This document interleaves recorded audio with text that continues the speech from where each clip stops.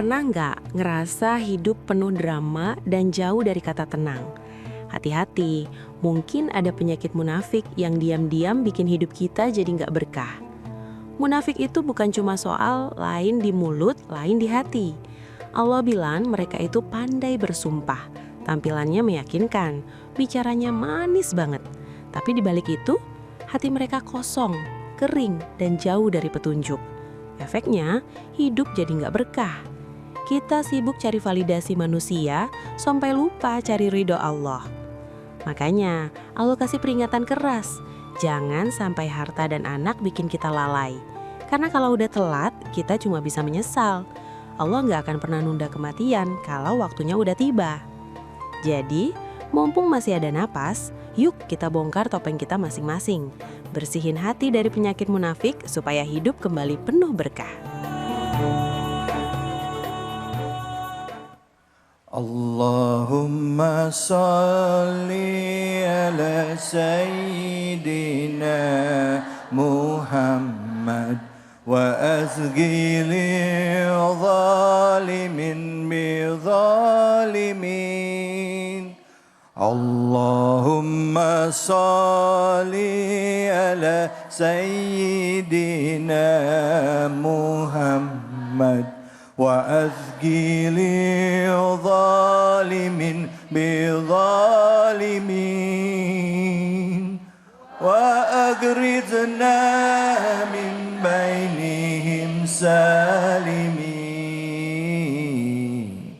وعلى آله وصحبه أجمعين صلوا على نبي محمد.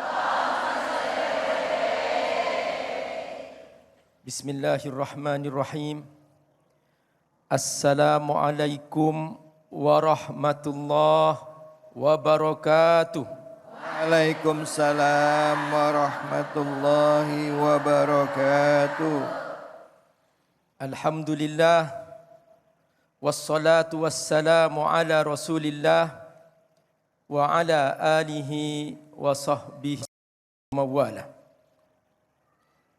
Para pemirsa Cahaya Hati Indonesia, para bunda semua yang hadir, ibu semua ini, Masya Allah, sudah semakin dekat hari kiamat.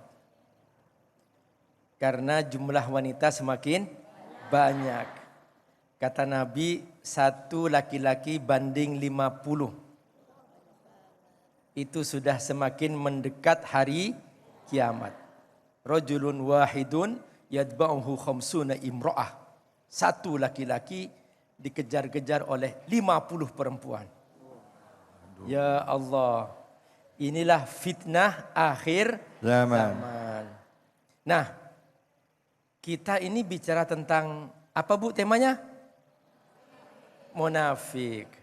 Jadi dalam bahasa Arab, kalau Ibu buka kamus, di situ ada pembahasan mengenai nifak. Dari kata nafak. Ada seekor binatang dikenal oleh orang Arab namanya yarbu. Apa namanya Bu? Yarbu. Dihafal biar nanti pulang dapat oleh-oleh. Namanya apa? Yarbu. Nah, binatang yarbu ini di padang pasir, dia membikin lubang, lalu keluar di lubang yang lain. Maka orang Arab mengatakan nafaqal yarbu.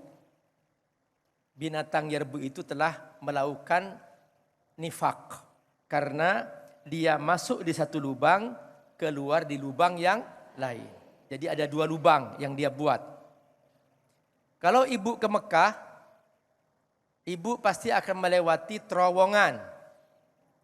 Bahasa Arabnya terowongan an-nafaq.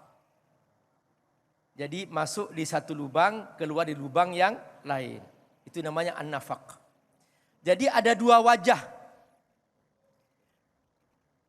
Ada seorang yang dia manis mukanya. Tapi di belakang dia menjelek-jelekkan. Ini artinya bermuka dua. Di satu sisi nampak manis-manis, di belakang ternyata dia menghancurkan. Ini termasuk ciri nifak, ciri kemunafikan dari segi bahasa. Memang para ulama ketika membahas tentang kemunafikan berdasarkan Al-Quran dan berdasarkan bahasa, akhirnya mereka membagi kemunafikan itu dengan dua bagian. Yang pertama an-nifaq al-lughawi, yaitu kemunafikan dari segi bahasa. Dia dari segi bahasa bahwa dia bermuka dua. Di satu sisi dia istri. Tapi ketika suaminya pergi, dia ternyata berzina. Perhatikan, ini namanya kemunafikan secara bahasa. Dia bermuka dua, bertopeng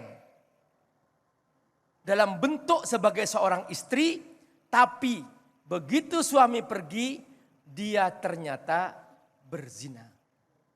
Dia punya teman selingkuhan. Atau kebalikannya, dia mengaku bahwa aku telah menikah. Dia punya istri, betul? Betul? Ya. Tapi ternyata di depan banyak orang lain dia mengaku belum menikah. Supaya dia bisa berzina. Na'udzubillahi min dzalik.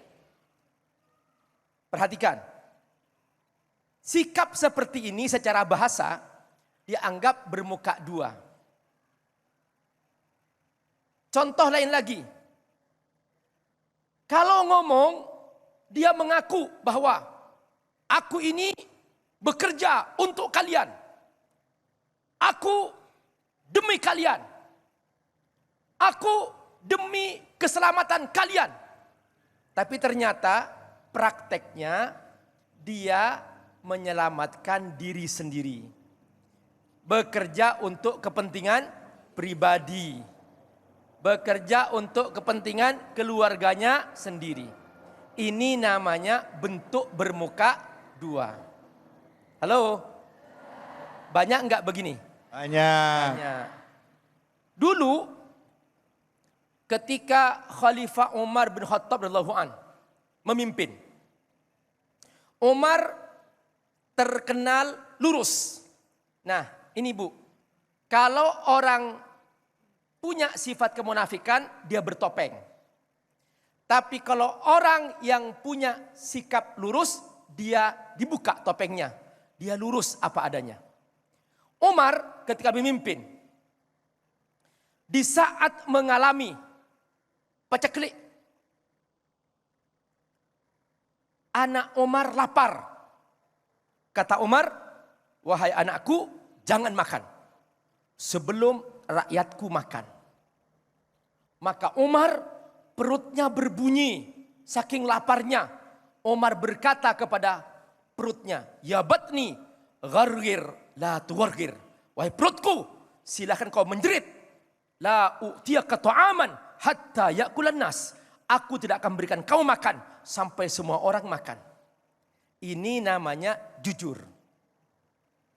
Perhatikan. Anak Umar gak dikasih makan.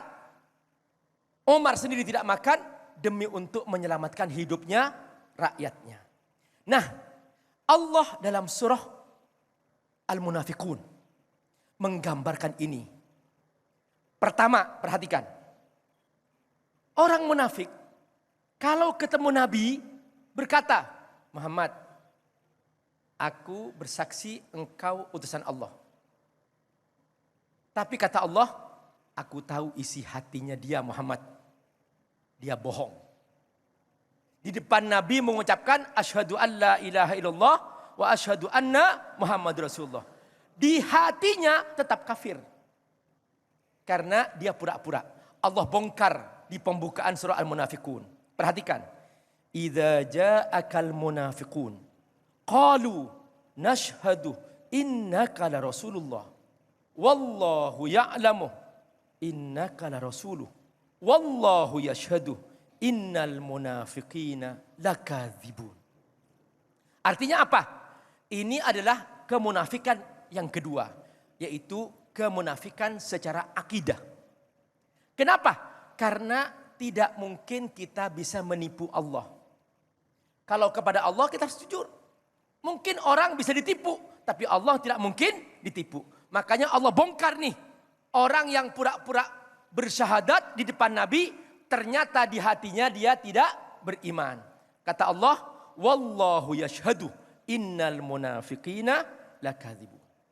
Ciri kedua, orang munafik suka bersumpah.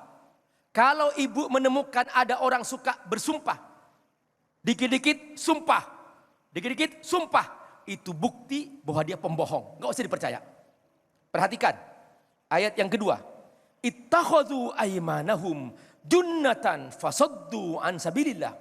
Mereka selalu bersumpah dan menjadikan sumpahnya sebagai perisai. Tapi di saat yang sama sebetulnya mereka ingin mempengaruhi orang agar jangan masuk Islam. Fasaddu an sabilillah. Kata Allah, inilah perbuatan paling buruk. Innahum sa'ama kanu ya'malun. Lalu kemudian ciri ketiga, Allah sebutkan bahwa mereka sebetulnya ketika bertemu dengan orang-orang beriman, mereka mengaku beriman, ikut sholat. Kalau pas lagi sholat zuhur mereka berjamaah, sholat asar berjamaah, maghrib nampak di masjid, isya menghilang, subuh menghilang. Ini di zaman Nabi ciri orang-orang munafik. Akhirnya apa? Begitu mereka bertemu dengan orang beriman, qalu amanna, hei aku sama kalian loh, aku beriman. Kalau melihat orang beriman menang perang, harta rampasan banyak, supaya mereka kebagian harta rampasan, mereka mengatakan, Muhammad kami bersama kalian loh. Perhatikan, tapi begitu bertemu dengan teman-temannya sesama kafir, mereka mengatakan, aku hanya bohongan, pura-pura sama orang Islam. Yang penting aku beruntung, itu aja. Apa kata Allah? Ciri ketiga, dzalika bi annahum amanu summa kafaru. Mereka beriman lalu kafir. Fatubi'a ala qulubihim. Akhirnya Allah stempel atas hati mereka kekafiran. Fahum la yafqahun. Maka mereka tidak akan pernah paham tabiat iman yang hakiki. Itulah kemunafikan yang sebenarnya. Masya Allah. Bu, pernah ketemu sama orang munafik? Ada orangnya? Mana? Pernah ketemu? Pernah. Ada yang begitu ada? Mana orangnya? Masya Allah. Kita sengaja mengangkat tema ini. Tapi sebelumnya izinkan saya menyapa dulu ibu-ibu semuanya. Assalamualaikum warahmatullahi wabarakatuh.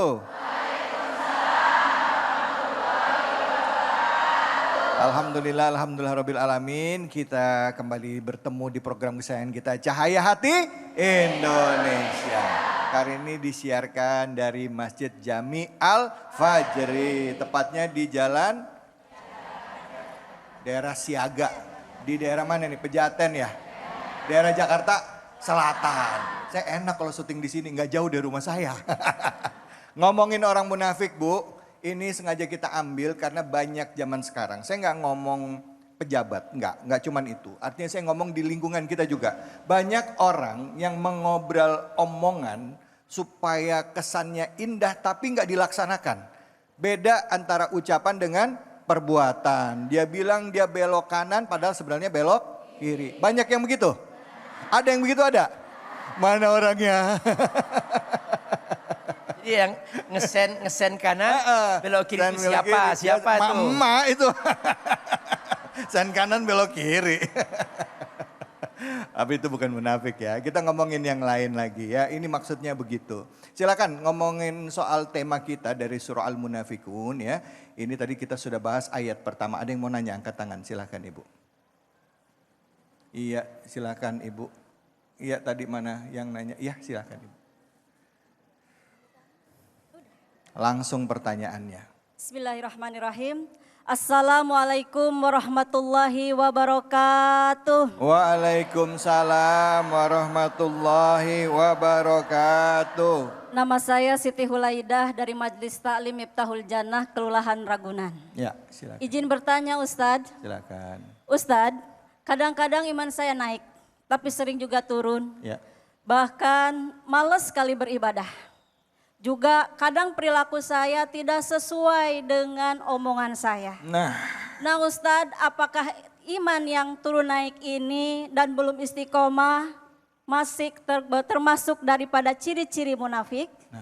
Terima kasih Ustadz atas jawabannya. Wassalamualaikum warahmatullahi wabarakatuh. Waalaikumsalam warahmatullahi wabarakatuh. Silakan Abi, fadhol Abi. Kata kunci seorang dikatakan munafik di hatinya. Kalau di hatinya dia jujur beriman kepada Allah, beriman kepada Rasulullah, sekalipun dia jatuh dalam dosa, maka dia tidak munafik. Mungkin karena dia malas, lagi imannya turun, mungkin dia lagi terpengaruh temannya sehingga ikut-ikutan melakukan dosa itu, mungkin.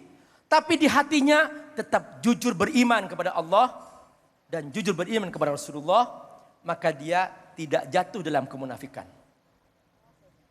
Kapan munafik itu terjadi? Memang di hatinya dia menyimpan kebohongan. Dan dia pura-pura. Misalnya gimana Abi? Contoh, ya. Tadi ada dua. Ya. Kemunafikan secara akidah, kemunafikan secara bahasa. Kalau kemunafikan secara bahasa, itu lebih kepada sikap. Sikap. Dia sering berbohong, pencitraan, mengaku aku ingin melakukan kebaikan. Tapi ternyata dia berbuat dolim. Ngaku 100% besok nyala semua, ternyata besok enggak, itu munafik enggak Abi? Ngaku listrik nyala semua besok 100%. Tapi jangan ya. Karena dia mungkin supaya nampak dia berhasil di depan atasannya misalnya, maka dia berbohong. Intinya berbohong, Bu. Topeng intinya. Nah, ketika hatinya berbohong, maka mukanya berlapis-lapis topeng. Maka dia penuh dengan sikap-sikap menjilat. Tidak ada kejujuran sama sekali. Nah, di situ ada sifat kemunafikan. Hanya tidak sampai ke level akidah. Kalau sudah level akidah, dia sudah seperti tadi. Dia nampak sholat, tapi ternyata pura-pura sholat. Dia nampak mengaku asyhadu an la ilaha illallah wa asyhadu anna Muhammad Rasulullah, ternyata di hatinya dia tidak beriman kepada Allah dan tidak beriman kepada Rasulullah. Itulah kemunafikan akidah. Jadi kemunafikan sikap namanya. Kemunafikan dari segi bermuamalah dengan orang lain. Ya. Baik Abi, terima kasih banyak Abi. Jadi kalau untuk kayak Ibu tadi secara akidah tidak aman, tapi secara sikap itu secara sikap masuk dalam konteks dia mungkin malas, ya. Manusiawi. Karena kalau sudah ibu nggak pernah malas, sudah level malaikat.